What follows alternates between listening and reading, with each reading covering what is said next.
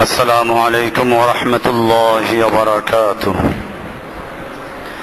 إن الحمد لله نحمده ونستعينه ونستغفره ونؤمن به ونتوكل عليه ونعوذ بالله من شرور أنفسنا ومن سيئات أعمالنا. من يهده الله فلا مضل له ومن يضلله فلا هادي له.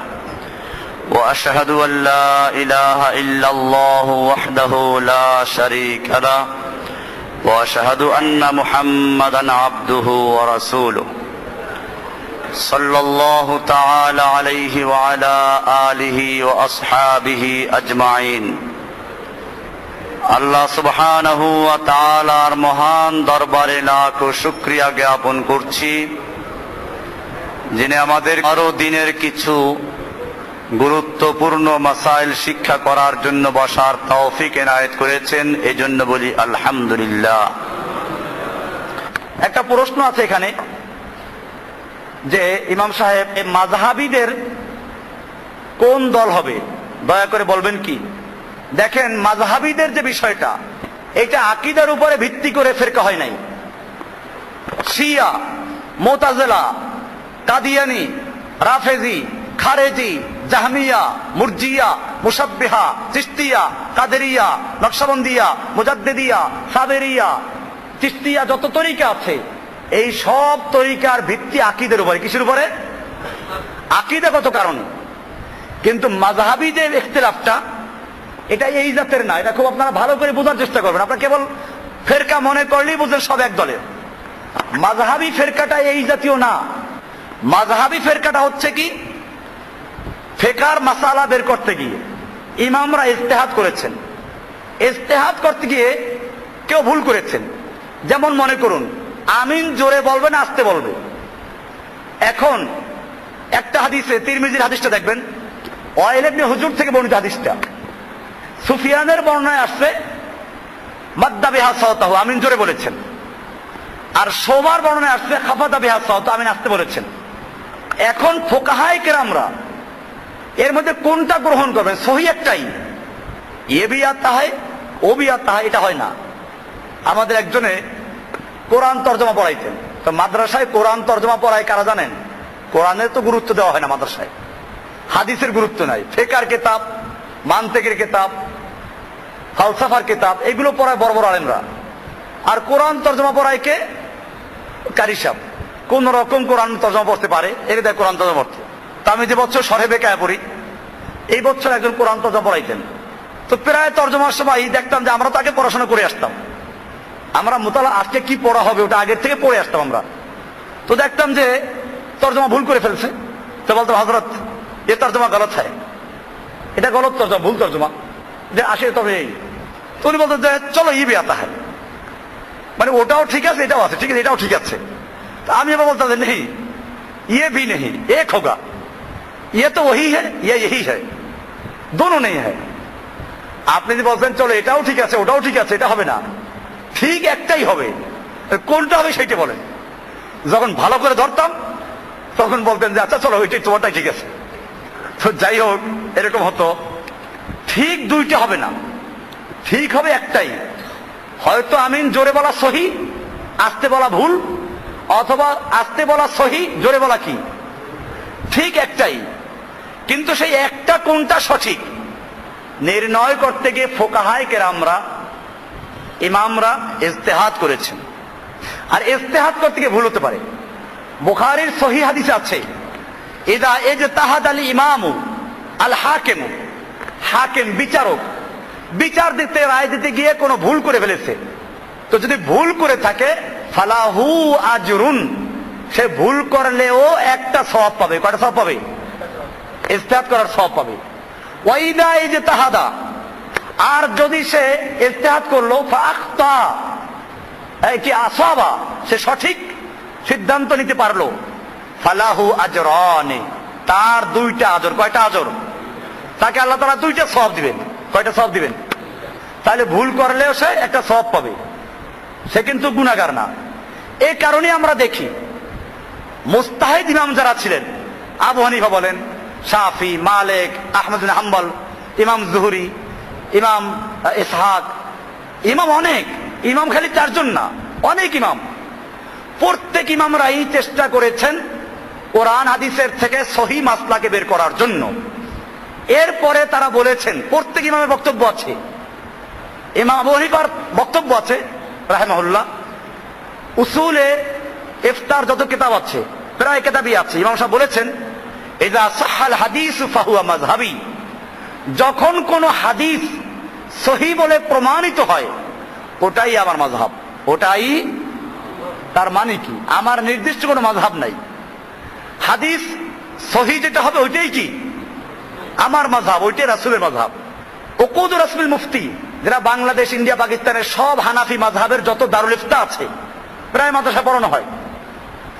এখানে লেখা আছে, ইমাম আবু হানিফা রাহমাতুল্লাহ বলেছেন, লা ইয়াজুযু লিআহাদিন আন ইফতিয়া বিকাউলিনা, কোন আলেমের জন্য, কোন মুফতির জন্য বৈধ হবে না, জায়েজ হবে না আমাদের কথা দিয়ে ফতোয়া দেওয়া, যতক্ষণ না সে জানবে মিন আইনা আখাযনাহু, আমরা এটা কোত্থেকে গ্রহণ করলাম, কোরআন হাদিসের কোন দলিলের থেকে আমি গ্রহণ করলাম, এইটা না জানা পর্যন্ত কোন আলেমের জন্য, কোন মুফতির জন্য জায়েজ হবে না আমার কথা দিয়ে ফতোয়া দেওয়া। কে বলেছেন? এরকম সব ইমামরাই বলেছেন। তাহলে ইমামরা কি মাযহাব তৈরি করে গেছেন? ইমামরা কোন দল তৈরি করে গেছেন? ইমামরা কি বলে গেছেন যে আমরা ভুল বললেও তোমরা ওইটা কি ধরে রাখবে? না, ইমামরা সাধ্যমতো চেষ্টা করেছেন সহি জিনিসটাকে বলার জন্য। এরপরে আমাদেরকে বলে গেছেন, আমাদের এই কথাগুলো যদি কোরআন সুন্নাহ মোতাবেক সহি দলিল দ্বারা তোমরা সহি পাও মানো, সহি না পাইলে তোমরা কি করো না, মানবে না।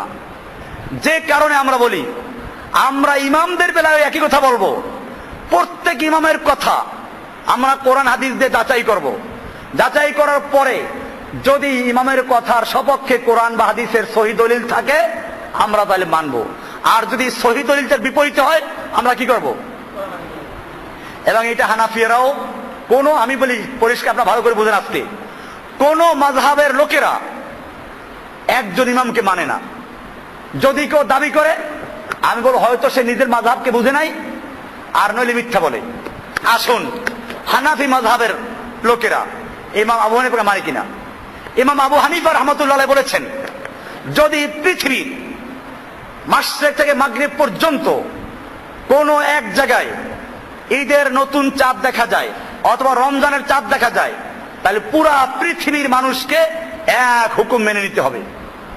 তিনি যুক্তি পেশ করে, দলিল পেশ করেছেন। তিনি বলেছেন যে এটা যুক্তিসঙ্গত, কারণ হচ্ছে এই পৃথিবী কয়টা, চাঁদ কয়টা, কোরআন কয়টা, হাদিস কয়টা, নবীর উম্মত, নবী কয়জন? আমরা এক নবীর উম্মত, এক কোরআন, এক হাদিস মানি। আমরা জুমা পড়ি কয়দিনে? সারা পৃথিবীতে জুমার নামাজ একদিনে পড়ি না ভিন্ন ভিন্ন পড়ি? একদিনে পড়ি, সময় যার যার মতো। তাহলে ইমাম আবু হানিফার বক্তব্য হচ্ছে এই, সারা পৃথিবীতে যে কোনো প্রান্তে যদি চাঁদ দেখা যায়, রোজার রাখার চাঁদ, সারা পৃথিবীর লোকেরা রোজা শুরু করে একসাথে। আবার সারা পৃথিবীর কোন এক প্রান্তে যদি ঈদের চাঁদ দেখা যায় তো ঈদ হয়ে যাবে। এটাই আবু হানিফার বক্তব্য। এবং তিনি আরো দলিল পেশ করেছেন যে লাইলাতুল কদরে কোরআন নাযিল হয়েছে। লাইলাতুল কদর কয়টা? না 2টা। যদি তোমরা আলাদা করো তাহলে লাইলাতুল কদর থেকে বঞ্চিত হইবা, কারণ লাইলাতুল কদরে আল্লাহ কোরআন নাযিল করেছেন, আর কোরআন নাযিল হয়েছে মক্কায়।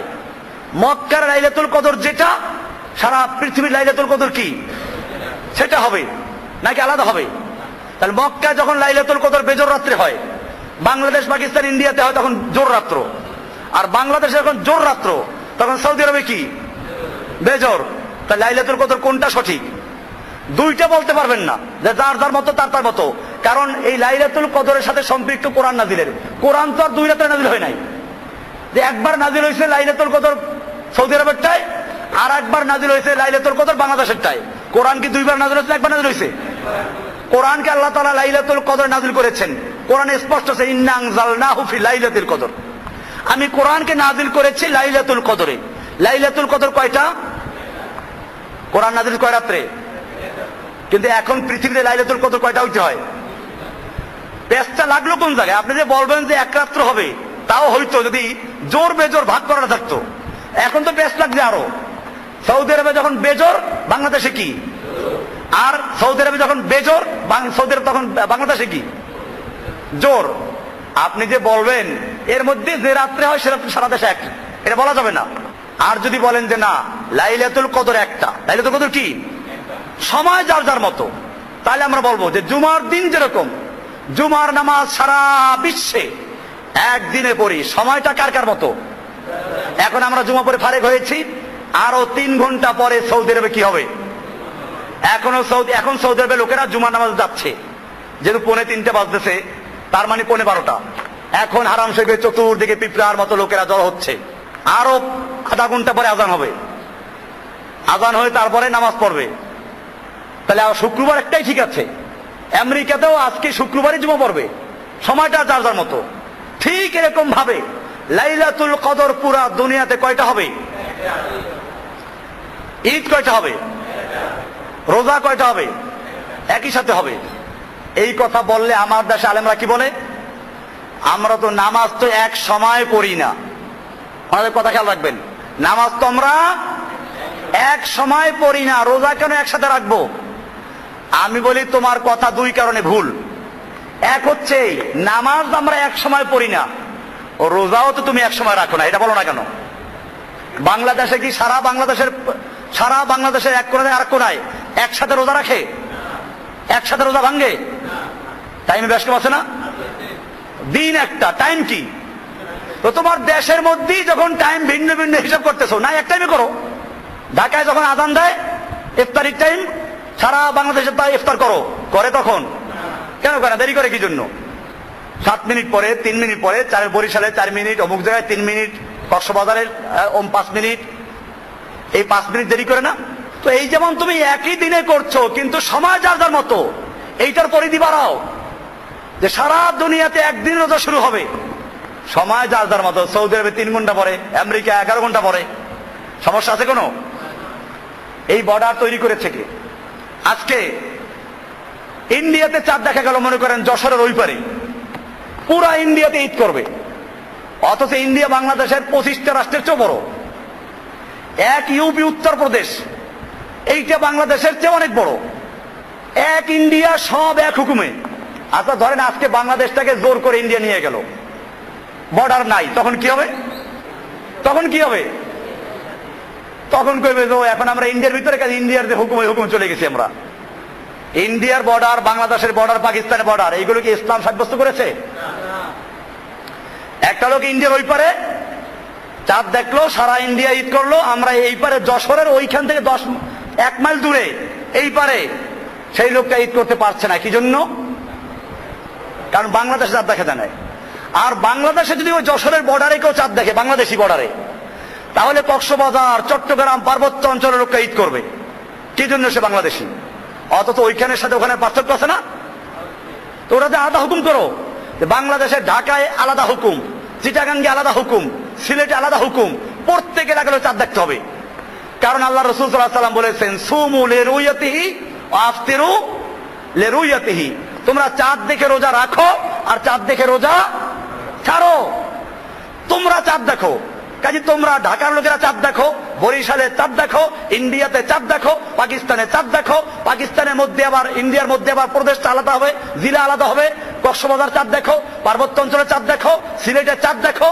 কেন? আল্লাহ রাসূল বলেছেন চাঁদ দেখে রোজা রাখো, চাঁদ দেখে রোজা ছাড়ো। খবরদার চাঁদ না দেখে রোজা রাখতে পারবি না। আপনারা কয়জনে চাঁদ দেখছেন এবার? তো চাঁদ দেখে রোজা রাখেন নাই, চাঁদ দেখে রোজা ছাড়েন নাই, কাজে একটা রোজা হয় নাই নাকি? কোন ফোকাহারা এটা বলেছেন? এটা বলেন নাই। বরং এই তোমরা বলতে কি বুঝায় তাহলে? তোমরা বলতে কি তাহলে? এখন আমাদের ওলামারা বলেন তোমরা বলতে এক এক দেশের লোকেরা। আরে এইটা পাইলে কোথায়? তোমরা বলতে আল্লাহ রাসূল সাল্লাল্লাহু আলাইহি ওয়াসাল্লাম বলেছেন তোমরা চাঁদ দেখে রোজা রাখো, তোমরা চাঁদ দেখে রোজা রাখো। তার মানে গোটা মুসলিম উম্মার তোমরা বলতে কিছু লোকেরা যদি চাঁদ দেখে তার রোজা রাখা শুরু করে দাও। আর তোমাদের কিছু লোকেরা যে পৃথিবীর যে কোনো প্রান্তে ঈদের চাঁদ দেখে সবাই ঈদ করো। সহজ সমাধান হয়ে গেল না? এই ছিল আল্লাহ নবীর হুকুম। এটা ছিল আবু হানিফার বক্তব্য। আমি বলছিলাম আবু হানিফার বক্তব্য এইটা, এবং এটাই যুক্তিসঙ্গত। এটা হলে মুসলিম উম্মার মধ্যে আর 3 দিন ঈদ করা লাগে না, মুসলিম উম্মাহ অনেক দিন বঞ্চিত হয় না। আজকে যখনই আমরা বলি যে সারা দুনিয়াতে রোজা হবে একদিনে, ঈদ হবে একদিনে, তখন লোকেরা বলে তাহলে নামাজ তো আমরা এক সময় পড়ি না। আমি উত্তর দিলাম কি, যে নামাজ যেমন তুমি এক সময় পড়ো না, তোমার দেশে বসেও কি তুমি রোজা এক সময় রাখো এক সময় ছাড়ো? সময় যার যার মতো। আসল বিষয়টা হচ্ছে লোকগুলো জানে না, নামাজের সম্পর্ক হচ্ছে সূর্যের সাথে, আর রোজা ঈদের সম্পর্ক চাঁদের সাথে। আরো স্পষ্ট, দিন এবং তারিখ নির্ধারণ হয় চাঁদের মাধ্যমে, সময় নির্ধারণ হয় সূর্যের মাধ্যমে। আসুন, নামাজ রোজার সময়টা সম্পর্ক কার সাথে? নামাজ এবং রোজার সময়ের সম্পর্ক হচ্ছে সূর্যের সাথে। কেমনে দলিল নেন? আল্লাহ রাসূল সাল্লাল্লাহু আলাইহি সাল্লাম যখন নামাজ শিক্ষা দিলেন, ফজরের নামাজ কোন সময় হবে? সুবে সাদেক, মানে সূর্যের কিরণ যখন পৃথিবীর বুকে চলে আসে তখন থেকে শুরু হয়ে সূর্য ডুবার উদয়ের আগ পর্যন্ত ফজরের নামাজের সম্পর্ক কার সাথে? সূর্যের সাথে। জোহরের নামাজ কখন হবে? সূর্য যখন পশ্চিমবঙ্গে ঢলে পড়বে তখন থেকে শুরু করে সূর্যের আলো যখন 1 মেসাল চলে যাবে তখন। কার সাথে সম্পর্ক? আসরের নামাজ শুরু কখন হবে? ওই 1 মেসালের পরের থেকে 2 মেসাল পর্যন্ত, ডুবার আগ পর্যন্ত। আসরের নামাজের সম্পর্ক কার সাথে? মাগরিবের নামাজের টাইম কখন হবে? সূর্য ডুবার পরের থেকে। এশার নামাজের টাইম কখন হবে? সূর্যের আলো যখন কি হয়ে যাবে? ডুবে যাবে। পশ্চিম আকাশের যখন কি হবে? হ্যাঁ, ওই যে আভা যখন ডুবে যাবে। তাহলে বুঝা গেল নামাজের গোটা অক্তের সম্পর্ক কার সাথে? এবারে রোজার সময়ের সম্পর্ক কার সাথে দেখেন। আল্লাহ তাআলা বলছেন সুম্মা আতিম্মুস সিয়ামা ইলাল লাইল, তোমরা সিয়ামকে পূরণ করো। সুবে সাদেক কি বলা আছে? ফাকুলু ওয়াশরাবু, তোমরা খাও এবং পান করো, হাত্তা ইয়াতাবায়্যানা লাকুমুল খাইতুল আবিয়াদু মিনাল খাইতিল আসওয়াদি মিনাল ফজর, অর্থাৎ ফজর ওই যে সুবে সাদেক হওয়ার আগ পর্যন্ত এইখান থেকে তোমরা রোজা শুরু করো। সুম্মা আতিম্মুস সিয়াম, রোজা পূর্ণ করো কোন পর্যন্ত? ইলাল লাইল, রাত পর্যন্ত। তাহলে বোঝা গেল রোজার সময়ের সম্পর্ক কার সাথে? সূর্যের সাথে। আর দিন এবং তারিখের সম্পর্ক কার সাথে? চাঁদের সাথে। বিষয়টা ক্লিয়ার? তার মানে হচ্ছে তারিখ হবে পুরা দুনিয়াতে একটা। কয়টা? ইংরেজি তারিখ কয়টা হয়? বাংলা তারিখ কয়টা? তাহলে মুসলমানদের আরবি তারিখ কয়টা হবে? আচ্ছা, তারপরও যদি মানতে রাজি না হন তাহলে এবারে আমি আসব। এই যে আরবি তারিখটার নাম কি বলে? হিজরি সন। আরবি তারিখের নামটা কি? হিজরি সন। হিজরত করেছিলাম কি বাংলাদেশের লোকেরা, সেই জন্য হিজরি সন হয়েছে? আমাদের নেতারা বা বাংলাদেশের জাতির জনক হিজরত করে পাকিস্তান গিয়েছিলেন যেদিন, সেদিন থেকে হিজরি সন গণনা শুরু হয়েছে। বিষয়টা এমন। অথবা জাতির ঘোষক, জনক বললে আবার ঘোষক না বললে আবার কেউ নাকশ হইতে পারে, বোঝেন না কিছু? জনক আর কি? ঘোষক। ঘোষক যেদিন ঘোষণা করলেন সেদিন থেকে হিজরি সন গণনা করা হয়েছে। বিষয়টা এমন। বাংলাদেশের কোন বুজুর্গ যেদিন আত্মপ্রকাশ করেছেন সেদিন থেকে হিজরতের সন ঘোষণা করা হয়েছে। বিষয়টা এরকম। হিজরি সনটা ঘোষণা করা হয়েছে কোন দিন থেকে? আল্লাহর নবী মুহাম্মদ সাল্লাল্লাহু আলাইহি সাল্লাম মক্কা থেকে হিজরত করে মদিনায় গিয়েছিলেন, ওই সময় থেকে হিজরি সন গণনা শুরু হয়। তাহলে হিজরি সনের তারিখটা কি ওইটার সাথে সম্পর্ক রেখে হবে না বাংলাদেশের হবে? তাহলে যারা বাংলাদেশের হিজরি সন গণে তারা কি করে? তারা কার হিজরতের সন গণনা করে? মুহাম্মদ সাল্লাল্লাহু আলাইহি ওয়াসাল্লাম হিজরি সন না অন্য কারো হিজরতের সন? কার হিজরি সন?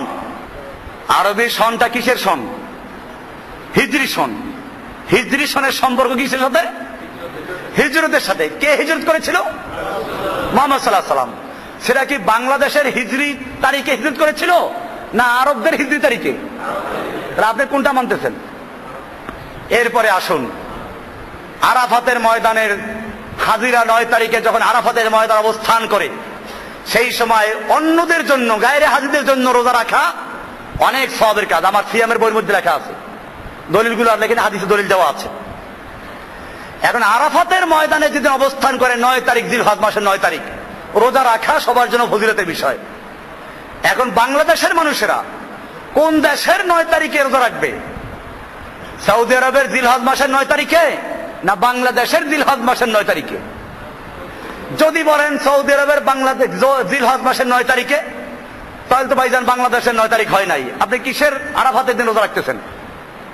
আর যদি বলেন আমি বাংলাদেশের জিলহজ মাসের 9 তারিখে রোজা রাখবো, তাহলে ওই সময় মেহরবানি করে দেখবেন আরাফাতের ময়দানে হাজী সাহেব থাকা দূরের কথা, কুত্তগুলোও চলে গেছে,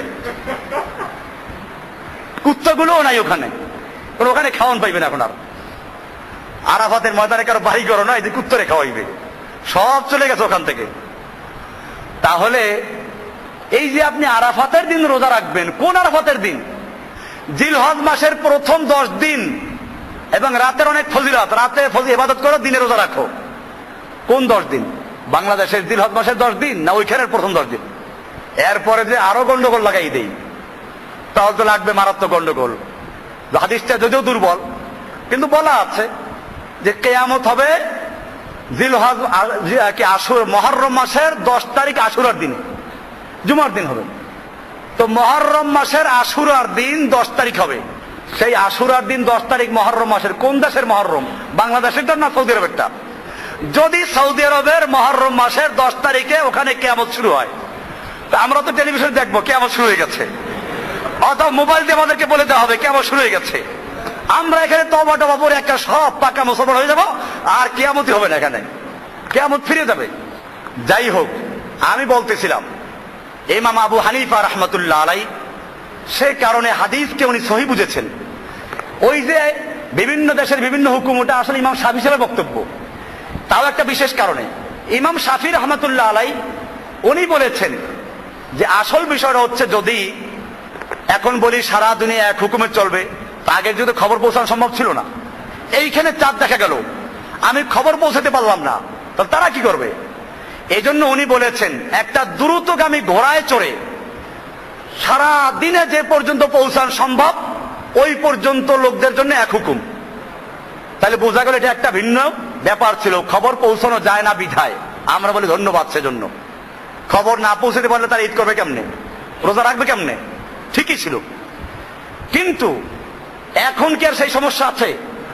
এখন পুরা দুনিয়া বলা হয় একটা গ্লোবাল ভিলেজ। তো যখন একটা দুনিয়া একটা মুঠের মধ্যে চলে আসলো, এখন খবর পৌঁছাইতে আর কোনো সমস্যা নাই। তাহলে কেন আমরা সারা দুনিয়ার মানুষেরা ভিন্ন ভিন্ন চাঁদ দেখার ফতোয়া দিব? তাহলে তো বাংলাদেশের মধ্যেও এক হুকুম চলবে না, কারণ সময়ের ব্যবধান এখানেও আছে, এখানেও সময়ের ব্যবধান আছে। ঢাকায় এক সময়, চট্টগ্রাম আর এক সময়, খুলনা আর এক সময়, সিলেটে আর এক সময়। এই জন্য প্রত্যেক এলাকার লোকদের আলাদা আলাদা চাঁদ দেখে ঈদ করা উচিত। তা কি করে? যাই হোক, আবু হানিফা রাহমাতুল্লাহ ফতোয়া দিলেন সারা দুনিয়া চলবে এক হুকুমে। এটা মানা হয় না, হানাফিয়ারাও এটা মানে না। তাহলে আবু হানিফাকে মানলো না। কিন্তু এই যে একটা কথা, ইমাম সাহেবকে মানবো আমরা, মানে এটা। আসুন দ্বিতীয় নাম্বার, ইমাম আবু হানিফা রাহমাতুল্লাহর বক্তব্য হচ্ছে, কারো যদি জমি বেশি থাকে তো বর্গা জমি দেয় না, কৃষকদেরকে চাষ করতে দেয়। ফসল যা হবে অর্ধেক জমিওয়ালার, অর্ধেক কৃষকের, বা 3 ভাগের 1 ভাগ কৃষকের, 2 ভাগ জমিওয়ালার। এই যে ফসল উৎপন্ন হবে যা তার একটা নির্দিষ্ট পরিমাণ ভাগে জমি চাষ করতে দেওয়া হয়, বর্গা চাষ। ইমাম আবু হানিফা রাহমাতুল্লাহ আলাইহি বলেন যেটা জায়েজ নাই। এটা কি নাই? জায়েজ নাই। কেন জায়েজ নাই? তোমার জমি বেশি আছে, পারলে চাষ করো নিজে লোকজন রাইখা, আর না পারলে গরিবকে এমনি দিয়ে দাও, ওরা তোমাকে চাষ করে অর্ধেক দিবে তা হবে না।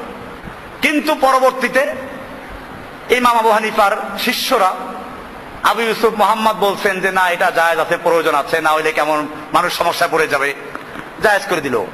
আবু হানিফাকে মানলো? এখানে মানে নাই। ইমাম আবু হানিফা বলেছেন যদি কোনো ব্যক্তি সূরা ফাতিহা ভালো করে পড়তে না পারে তাহলে ফার্সিতে তরজমা পড়লে চলবে। তো ও সময় ছিল ওখানে ফার্সি, আমরা বলতে পারি বাংলায়। তাহলে বাংলায় আমি দাঁড়াইয়া, বা যে ভালো করে সূরা ফাতিহা পড়তে পারেন আরবিতে, সে বলবে প্রশংসা সবই কেবল তোমারই। নজরুলের কবিতা আছে না, সূরা ফাতিহার অনুবাদ, এইটা পড়ে দিল, নামাজ হয়ে যাবে। অথচ হানাফি মাযহাব অনুযায়ী নামাজ হবে না। তো এটা কি আবু হানিফার মত মানা হলো? এইরকম ভাবে অনেক বিষয় আছে যেখানে আবু হানিফার মতকে হানাফিয়ারাও মানে নাই। ইমাম আবু হানিফা বলেছেন নবী যে তমর, খেজুর ভিজানো পানি দিয়ে উযু করা যায়। কেউ যদি পিওর পানি না পায়, খেজুর ভিজানো পানি আছে, আর ওরা খেজুর ভিজিয়ে রাখতো, তো খেজুর ভিজাইলে আবার বেশি ভিজাইলে পরে ঝা করতো, আস্তে আস্তে ওরা মদ হইয়ে দিত। তো এই খেজুর ভিজানো পানি খাইলে খুব ভালো লাগে, মিষ্টি লাগে গরমের সময়। তো আবু হানিফার বক্তব্য হচ্ছে যে যদি ভালো পানি না পাওয়া যায় তো খেজুর ভিজানো পানি দিয়ে উযু করা যায়, নবী যে তমর। এটা হাদিসের খুব এটা একটা খুব উল্লেখযোগ্য মাসলা, অথচ হানাফি মাযহাবের ফতোয়া এটার উপরে না। তাহলে আমি অনেকগুলো দেখাবো যে ইমাম আবু হানিফা রাহমাতুল্লাহ আলাইহি যেটা বলেছেন হানাফিরা ওইটাকে মানে না, বরং সেক্ষেত্রে মানে আবু ইউসুফের বক্তব্য, নাহলে মোহাম্মদের বক্তব্য, নাহলে জুফারের বক্তব্য। আমি বলি যদি তোমরা আবু হানিফার কথা কোরআন সুন্নাহ মোতাবেক সহিহ অথবা বর্তমান সময়ের সঙ্গে সামঞ্জস্যশীল নয় বলে বাতিল করে আবু ইউসুফের কথা মানতে পারো, মোহাম্মদের কথা মানতে পারো, তাহলে আমি বলবো এক্ষেত্রে যদি আবু হানিফার কোনো কথা সহিহ মনে না করায়, কেউ শাফিঈ সাহেবের কথা মানলো, কেউ মালিকের কথা মানলো, কেউ ইসহাকের কথা মানলো, কেউ ইমাম বুখারীর কথা মানলো, কেউ মুসলিমের কথা মানলো, কেউ ইবনে শিহাব জুহরির কথা মানলো, কেউ আরেকজনের কথা মানলো, অসুবিধা আছে কিছু? কোরআন সুন্নাহ মোতাবেক যারটাকে সহিহ পাবো তারটা কি করব? এখন ক্লিয়ার?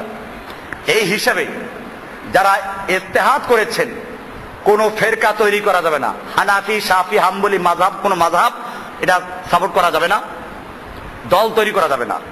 আবু হানিফা রাহমাতুল্লাহ নিজেও বলেন না আমার নামে একটা মাযহাব তৈরি করো। আবু হানিফা নিজে কি কোন মাযহাবের ছিলেন? কোন মাযহাবের ছিলেন?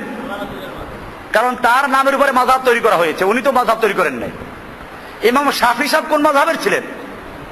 ইমাম মালিক রাহমাতুল্লাহ কোন মাযহাবের ছিলেন? ইমাম আহমদ বিন হাম্বল কোন মাযহাবের ছিলেন? ওনারা যেই মাযহাবের ছিলেন আমরা সেই মাযহাবের লোক, মানে মুসলিম, মানে কি আমরা ইমাম আবু হানিফাকে শ্রদ্ধা করি। খুব খেয়াল রাখবেন, আমি এটা আমাদের ভাইদেরকে পরিষ্কার বলি, আপনারা খুব না বুঝে বাড়াবাড়ি করেন। ইমাম আবু হানিফার কোনো দোষ নাই, কারণ যে লোকটা ইজতিহাদ করে গেছেন, যে লোকটা তারপরে বলেছেন যে আমরা যা বললাম আমাদের কথা যদি কোরআন সুন্নাহ মোতাবেক হয় পালন করো, কোরআন সুন্নাহ মোতাবেক না হলে ফারমুহা বিহাযিহিল জিদার, তোমরা আমাদের কথা ওই দেওয়ালে ছুঁড়ে মারো। যে লোকটা এত স্পষ্ট বলে দিল ইযা সাহহাল হাদিস ফাহুয়া মাযহাবি, যখন কোন হাদিস সহিহ বলে প্রমাণিত হবে ওটাই আমার মাযহাব। যে লোকটা এত বলল যে লা ইয়াজুযু লিআহাদিন আন ইফতিয়া বিকাউলিনা হাত্তা ইয়ালামা মিন আইনা আখাযনাহু, কোন মুফতির জন্য জায়েজ হবে না, বৈধ হবে না আমার কথা দিয়ে ফতোয়া দেওয়া যতক্ষণ না সে জানবে আমি কোরআন হাদিসের কোন সূত্র থেকে এটা গ্রহণ করেছি। এরপর আমরা তাদের দোষ দিব? দোষ তো তাদের যারা টেনে হেচড়ে মুচড়াইয়া দুমড়াইয়া ঘুরাইয়া ফিরাইয়া যেমনি হোক মাযহাবের মধ্যে আনতেই হবে, মাসলাক সাবিত কর নাহি বনেগা। আমাদের এই ভারতবর্ষের মুসলমানদের অবস্থা কি? আমি এটাকে বলি একটা দেশীয় গাছগাছরায় তৈরি একটা ভেষজ হালুয়া। এটা কি? শক্তিবর্ধক হালুয়া, হাব্বে মোকাব্বি। আগের যুগে ধনী লোকেরা কি করত? বউ থাকতো 10-12টা, তো এইগুলো রাখার জন্য আবার একটা শক্তিবর্ধক হালুয়া খাইতো। কি করতো বোঝেন নাই? হাব্বে মোকাব্বি। এখনো গিয়ে দেখবেন ওই যে হাকিমি দাওয়াখানায় দেখবেন এখন হাব্বে মোকাব্বি, বিভিন্ন ভেষজ গাছগাছরা লতা পাতা দিয়ে তৈরি করে। তো আমাদের এই দেশের মুসলমানরা যে ইসলাম পালন করে এটা কেমন খেয়াল করেন। এই দেশের মুসলমানদেরকে আপনারা জানেন না, যারা জানে তাদের মাযহাব হলো হানাফি, কিন্তু তরিকা কিন্তু হানাফি না। তরিকা কি? তরিকা চিশতি, কাদরি, নকশবন্দি, মুজাদ্দিদি, সাবেরি। আবার দেখবেন আকীদার ক্ষেত্রে বলবেন কোন কোন মাযহাব মানো, তো বলবে আশআরী, মাতুরিদি। কি মানে? আবুল হাসান আশআরী আল মাতুরিদি, আবু মনসুর আল মাতুরিদি এদের মাযহাব মানে। এটাকে আমি এরকম বলি, হেলিকপ্টারের পাখা, ঠেলা গাড়ির চাকা, ট্রাকের মাথা। কি হলো? হেলিকপ্টারের পাখা, ঠেলা গাড়ির চাকা আর ট্রাকের মাথা, এই যোগ দিয়ে একটা গাড়ি তৈরি করে দিয়েছে ভেষজ ইসলাম। এটার নাম কি? मजहबन हनाफी है, अकीदतन अशारी मातुरिदी है और तसव्वुफ में चिश्ती, कादरी, नक्शबंदी, मुजद्दिदी है। बोलें नहीं? আমরা মাযহাবের দিক থেকে হানাফি, আকীদার দিক থেকে আশআরী মাতুরিদি, আর তরিকার দিক থেকে চিশতি, কাদেরী, নকশবন্দি, মুজাদ্দিদি, সাবেরি।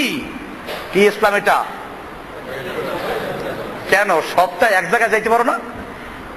আমরাও স্পষ্ট বলি, হাম মযহাবান ভি मोहम्मद सल्लल्लाहु अलैहि वसल्लम के मजहब मानते हैं इस्लाम, अकीदा में भी हम मोहम्मद सल्लल्लाहु अलैहि वसल्लम के अकीदा मानते हैं, तौहीद का अकीदा, और तरीका में भी हम चिश्ती, कादरी, नक्शबंदी, मुजद्दिदी मानते नहीं हैं, हम मानते हैं एक ही तरीका मोहम्मद सल्लल्लाहु अलैहि वसल्लम के तरीका और सहाबाए किराम के तरीका, वो इस्लाम के तरीका है। পরিষ্কার হয়ে গেল। সুতরাং আমাদের সম্পর্কে যখন কেউ জানতে চাবে এরা কোন মাযহাবের লোক, কোন দলের লোক, পরিষ্কার আমাদের মাযহাবের নাম কি? ইসলাম। আমাদের পরিচয় কি? মুসলিম। আমাদের সংবিধানের নাম কি? কোরআন এবং সুন্নাহ, সহিহ সুন্নাহ। খালি কোরআন না, আবার কোরআনের ব্যাখ্যাই তো সুন্নাহ, কোরআন সুন্নাহ। এরপরে আমাদের আদর্শ কারা? রাসূল সাল্লাল্লাহু আলাইহি ওয়াসাল্লাম, নবীরা, রাসূল সাল্লাল্লাহু মুহাম্মদ সাল্লাল্লাহু আলাইহি ওয়াসাল্লাম। আমরা মুহাম্মদ সাল্লাল্লাহু আলাইহি ওয়াসাল্লাম আদর্শ ফলো করি যেভাবে সাহাবায়ে কেরাম ফলো করেছিলেন। কথা ক্লিয়ার? এর বাইরে আমাদের কোনো কি নাই। এজন্য প্রশ্ন যে করেছেন আশা করি ক্লিয়ার হয়ে গেছেন। একদিকে প্রশ্ন উত্তর হয়ে গেছে, আর একদিকে আমার দর্স চলতেছিল যেটা যে মুজতাহিদ মুফতি ইজতিহাদ করে যদি কেউ ভুল করে, এখন আসুন, ইজতিহাদ করে ভুলও করতে পারে, আমি সেটা ক্লিয়ার করেছি, ভুল করতে পারে। ইমামরা যে ফতোয়া দিয়েছেন শব্দ সঠিক তা না, কিন্তু এখন এখানে কি করবেন? এইখানে খুব সাবধান।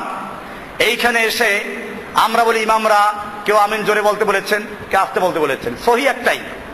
কেউ রাফুল ইয়াদাইন করা মুস্তাহাব বলেছেন, কেউ না বলা মুস্তাহাব বলেছেন, হাদিসে করার কথা আছে।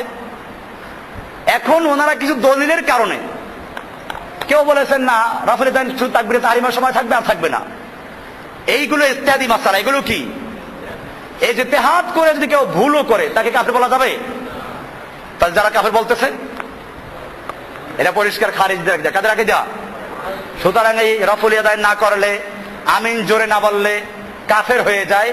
এই ফতোয়াগুলো আমাদের সমাজে যারা ছড়াচ্ছে এদের সঙ্গে আমার কোনো সম্পর্ক নাই, আমি পরিষ্কার করে দিচ্ছি। আমি এদেরকে বরং মনে করি এরা সবচেয়ে জঘন্য খাওয়ারেজ। আসলাফদের মধ্যে কোন ব্যক্তি, মাযহাবী ইখতিলাফটা আজকে শুরু হয় নাই, এই মাযহাবী ইখতিলাফ শুরু হয়েছে আগের থেকে, কিন্তু কেউ কি কোন আলেম কি ফতোয়া দিয়েছেন যারা মাযহাব মানেন নাই? ইমাম ইবনে তাইমিয়া বলেন, ইবনুল কাইয়িম জাওজি বলেন, সালাফি আলেম যারা ছিল তারাও কি আবু হানিফাকে কাফের বলেছে? খুলেন মাজমুআতুল ফাতাওয়া, ইমাম ইবনে তাইমিয়ার কিতাব আমার বাসায় আছে, 20 খণ্ড কিতাব। এই কিতাবে বারবার আছে ক্বাল আল ইমাম আবু হানিফা রাহিমাহুল্লাহ। ইমাম আবু হানিফা রাহমাতুল্লাহ আলাইহি বলেছেন। ইমাম ইবনুল কাইয়িম জাওজির কিতাব ইলামুল মুওয়াক্কিঈন, সেখানে তিনি পরিষ্কার বারবার উল্লেখ করেছেন ইমাম আবু হানিফা রাহিমাহুল্লাহ, ইমাম শাফি রাহিমাহুল্লাহ, ইমাম মালিক রাহিমাহুল্লাহ শ্রদ্ধার সঙ্গে উল্লেখ করেছেন।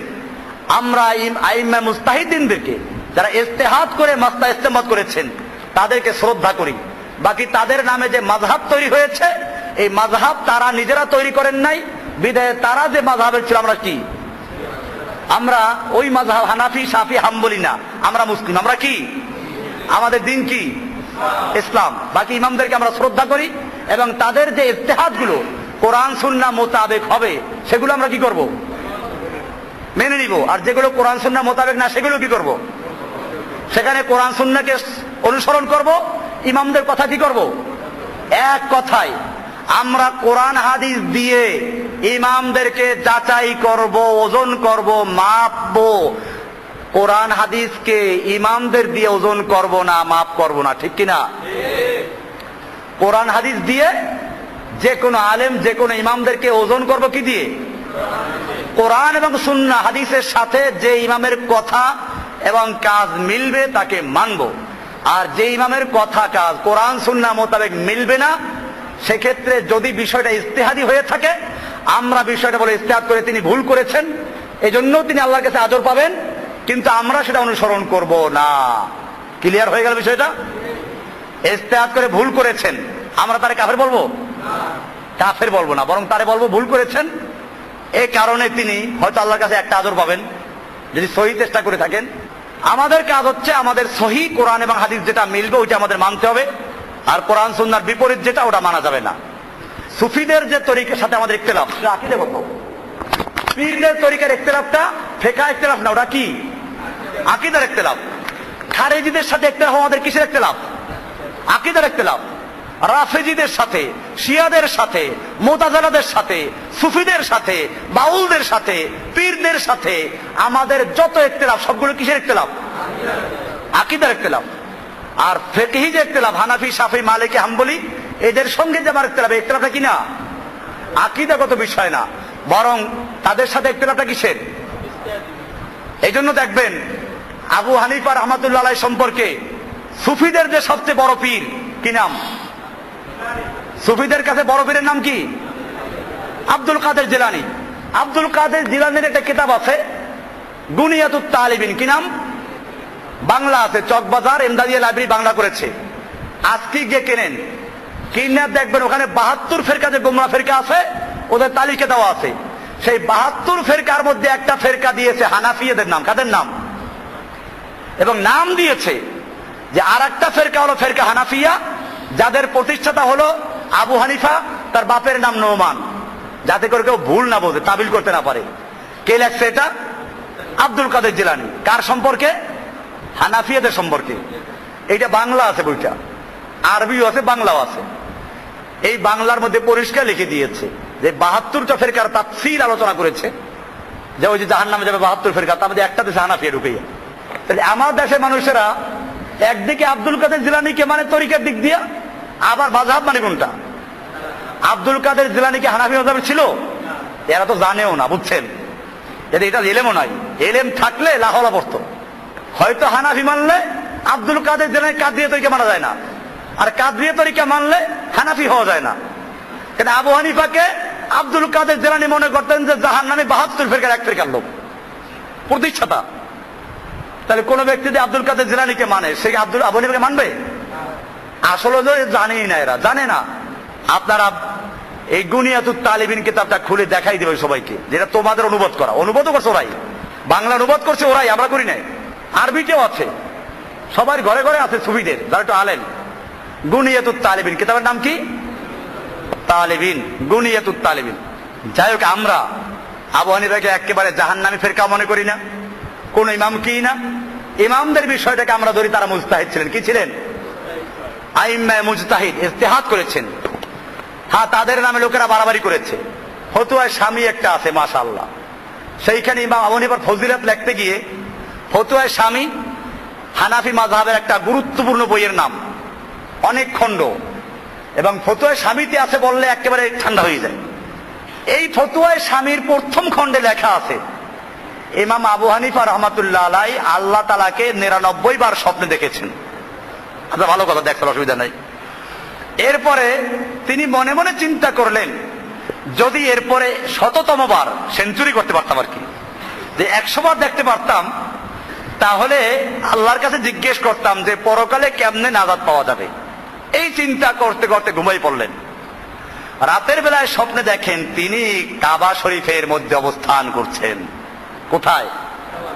নাটক আর কি, স্বপ্নের গুরুত্ব বুঝে এরকমই লিখতে হয়। তিনি কাবার মধ্যে শুয়ে আছেন।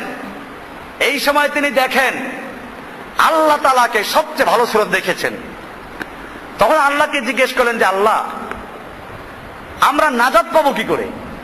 তখন আল্লাহ তাআলা একটা দোয়া শিখিয়ে দেয়। সে দোয়াটা লম্বা দোয়া আছে, ওই ফতুয়া শামীর প্রথম খণ্ডে আছে। ওই দোয়াটা পড়লে নাজাত পাওয়া যাবে। এখন আমি জিজ্ঞেস করতে চাই, এই যে দোয়াটা পড়লে নাজাত পাওয়া যাবে, এর আগে আল্লাহর রাসূল সাল্লাল্লাহু আলাইহি ওয়াসাল্লাম তাহলে কি সমাধান দিয়ে যান নাই?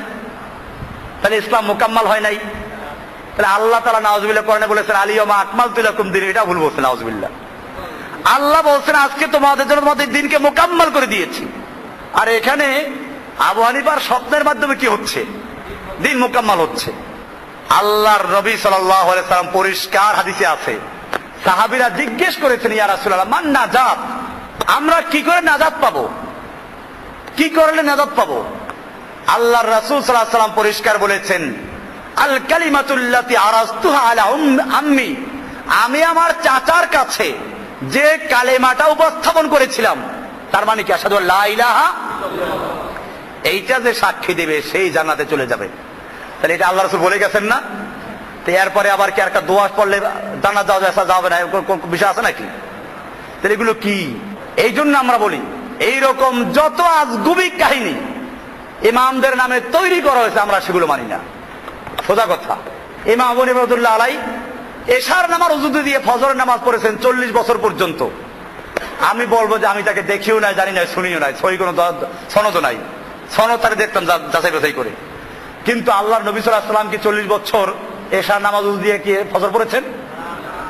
কোন দলিল আছে? কোন সাহাবীর এরকম রিওয়ায়াত আছে? তাহলে কি হবে?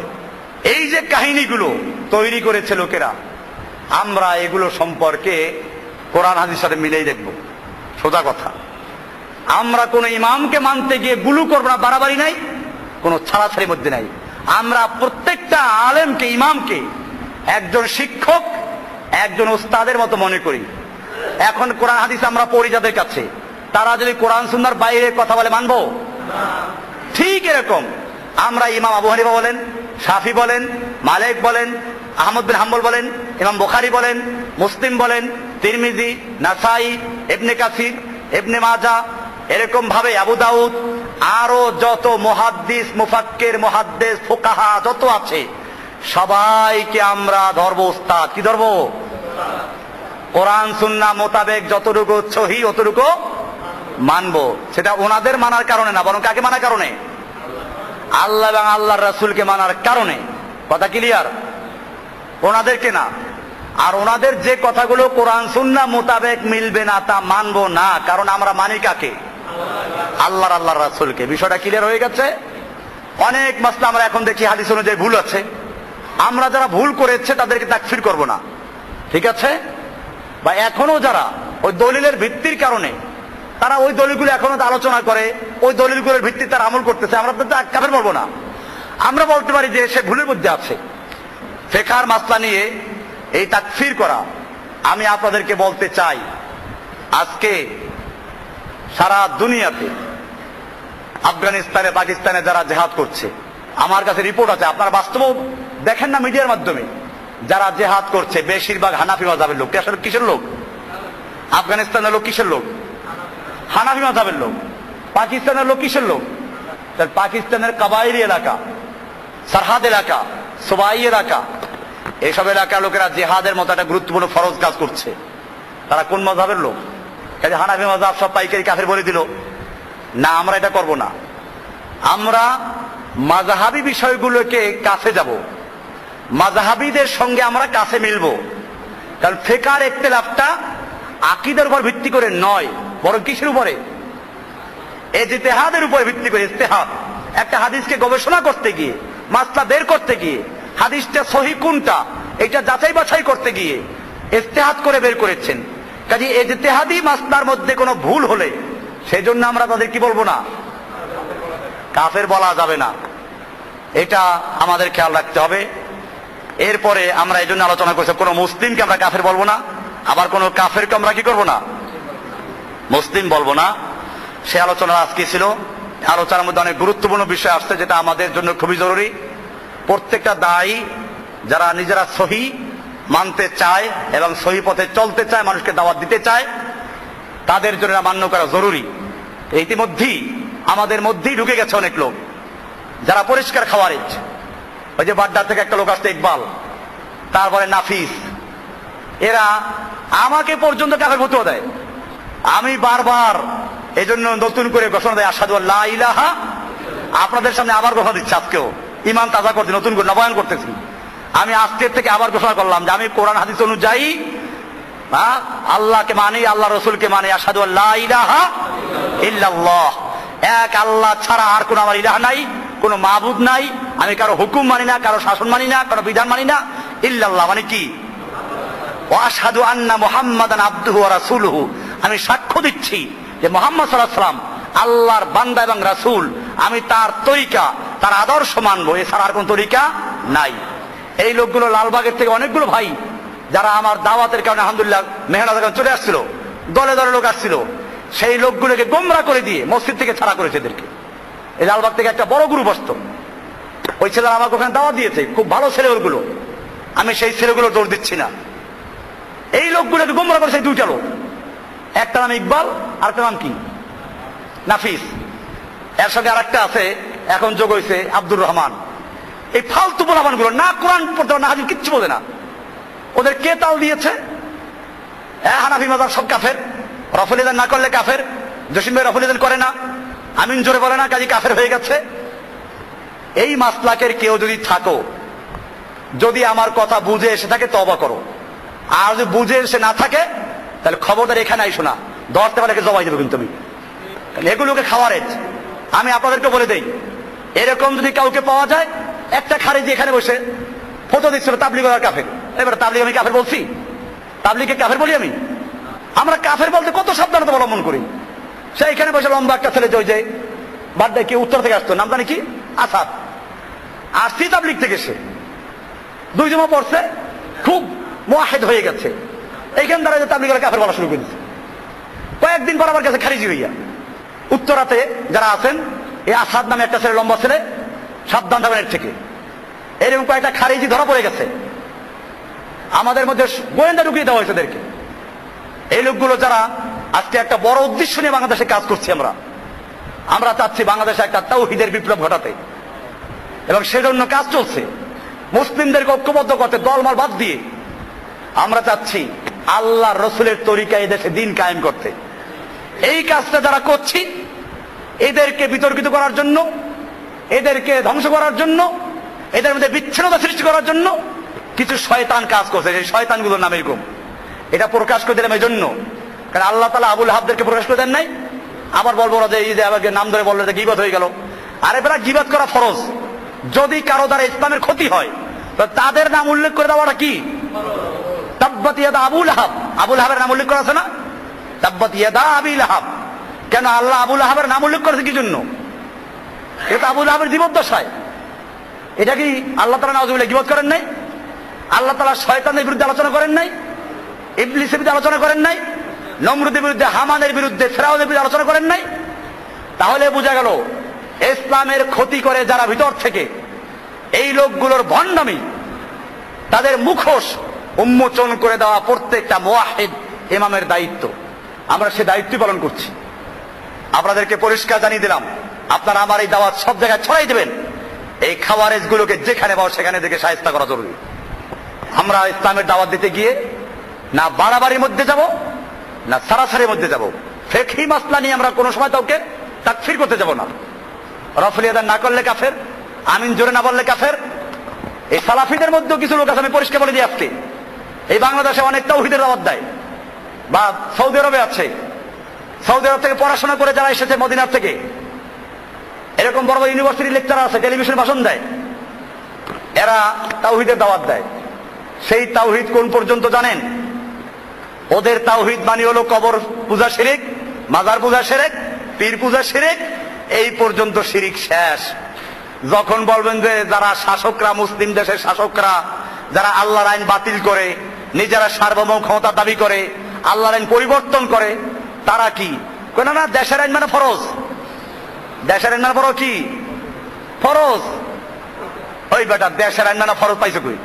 যারা আল্লাহর আইন বদলাইলো, আল্লাহর আইন বাতিল করলো, যে মুসলিম দেশের শাসকরা, তারা কি মুসলমান না কাফের? এরা উপহাস করে, এরা মুসলিমদেরকে হত্যা করে, যারা ইসলাম কায়েম করতে চায় তাদেরকে জেলে ঢুকিয়ে দেয়, এরা কাফেরদের হাতে মুসলমানদেরকে তুলে দেয়। এরপরেও এরা কি? এরা কাফেরদেরকে এনে নিজের দেশে বসায়।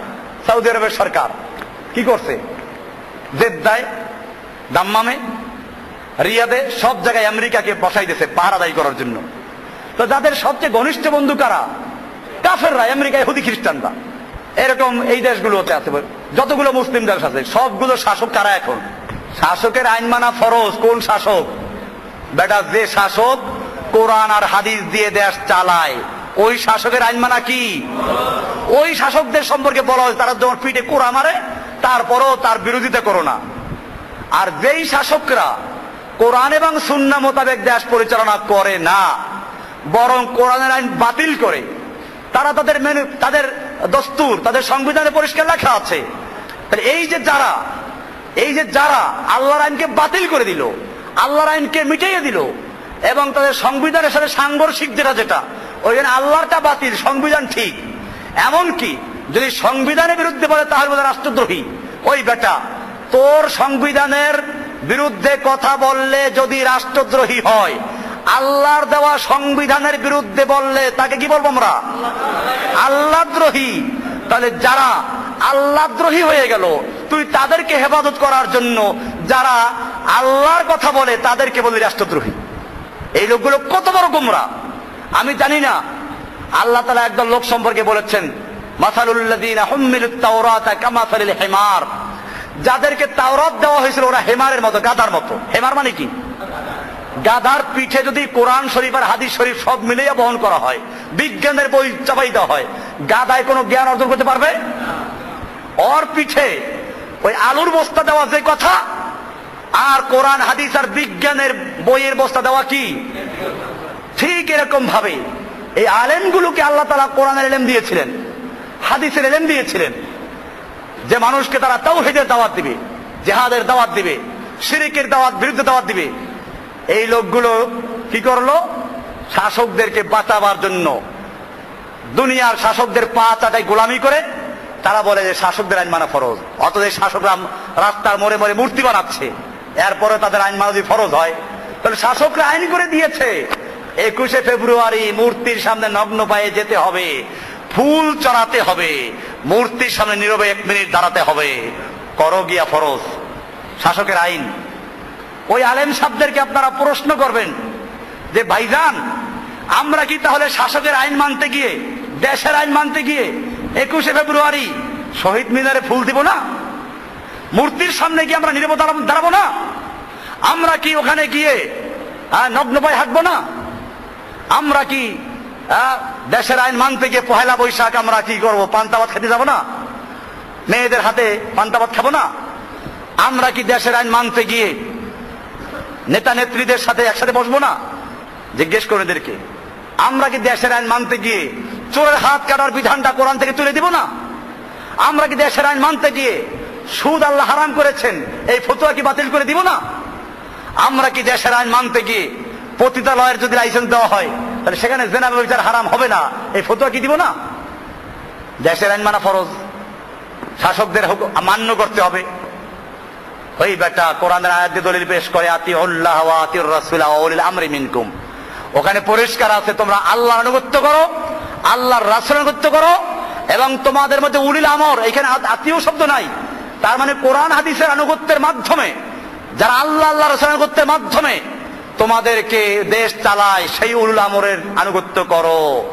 আর যারা নিজেরা আল্লাহ এবং আল্লাহর রাসূলের আনুগত্য করে না, তারা উলুল আমর না, জেনে রাখো তারা হচ্ছে উলুল খামর। তারা কি?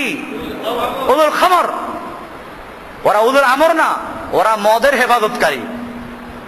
কাজেই খবরদার, এই সমস্ত আলেমদের ফতোয়ায় বিভ্রান্ত হবেন না। যে আলেমরা রফুল ইয়াদাইন না করলে কাফের বলে, যে আলেমরা আমিন জোরে না বললে কাফের বলে, যে আলেমরা বুকের উপর হাত না বাঁধলে কাফের বলে, অথচ মূর্তি তৈরি করলে কাফের হয় না, সুদ হালাল বৈধ করে দিলে কাফের হয় না, মূর্তির সামনে পূজা করলে কাফের হয় না, আল্লাহর আইনের পরিবর্তে আইন তৈরি করলে কাফের হয় না, মানুষের সার্বভৌমত্ব কায়েম করলে কাফের হয় না। কাফের হয় আমিন জোরে না বললে। এইরকম যারা তাওহীদের দাওয়াত দেয়, আমি সেই তাওহীদবাদী ভাইদেরকে বলছি, যদি বুঝে না এসে বুঝার চেষ্টা করো, তোমাদেরকে দাওয়াত দিচ্ছি পূর্ণাঙ্গ তাওহীদে চলে আসো। তোমার তাওহীদের মধ্যে মাথা নাই, কি নাই? মাথাবিহীন তাওহীদ। তাওহীদের দাওয়াত দাও, পুরো তাওহীদ। পৃথিবীর একটা রান্নাঘর থেকে শুরু করে বঙ্গভবন পর্যন্ত, সংসদ ভবন পর্যন্ত তাওহীদ চলবে। এক আল্লাহর বিধান, এক আল্লাহর হুকুম রাষ্ট্রে চলবে, সমাজে চলবে, ব্যাংকে চলবে, আদালতে চলবে। এই তাওহীদের দাওয়াত দাও। নতুবা এমন তাওহীদের দাওয়াত দিও না যেই তাওহীদ ওই কবর পূজা, মাজার পূজা বন্ধ শেষ হয়ে যায়, আর এর উপরে যাইতে পারে না। ওইখানে তাগুতের আইন চললে সেখানে কোনো কথা নাই। আপনারা কোন তাওহীদের দাওয়াত দিবেন? বিষয়গুলি কি ক্লিয়ার হচ্ছে আমি কি বলতে চাচ্ছি? ভালো করে বোঝার চেষ্টা করবেন। তাওহীদের উপর আসবেন, পুরো আসবেন। আদা আদি তাওহীদের উপরে যারা আছে সবচেয়ে বড় যে শিরিক, রাষ্ট্রীয় শিরিক, রাষ্ট্রীয় তাগুত, যারা সমস্ত ছোট ছোট শিরিকগুলো কি করে লালন করে। আজকে যদি আল্লাহ তাআলা মুমিনদেরকে, আমাদেরকে আল্লাহ তাআলা মনে করুন খেলাফতের দায়িত্ব দিল বাংলাদেশে, আমরা কি করব? আমি তো জানি না, এটা ভিন্ন বিষয়। আমি যদি বাংলাদেশে কোন খেলাফত কায়েম করতে পারি, ইনশাআল্লাহ প্রথম কাজ হবে যত জায়গায় মূর্তি আর মাজার আছে এইগুলো সব চুরমার করে সমান করে দেওয়া। 2 নাম্বার কাজ হচ্ছে জীবন্ত মূর্তি যেগুলো আছে, পীর সাহেব, এই সবগুলোকে গ্রেফতার করা। যেটা তওবা করবে তাকে বন্দী করে তওবা দেখো ভালো করে ঠিক আছে কিনা, আর যেটা তওবা করবে তাকে জবাই করে দেওয়া।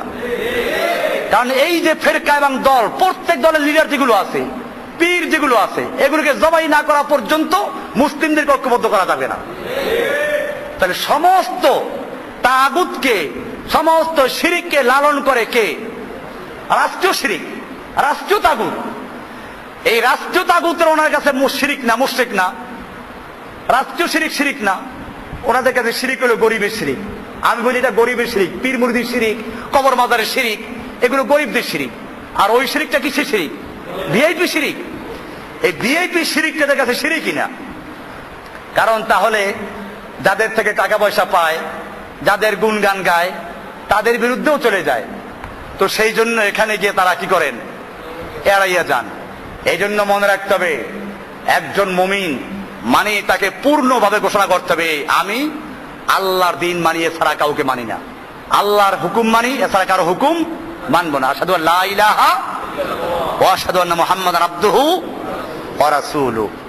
আল্লাহ সুবহানাহু ওয়া তাআলা আমাদের সকলকে বিষয়গুলোকে বুঝার এবং আমল করার তৌফিক দান করুন। আমিন।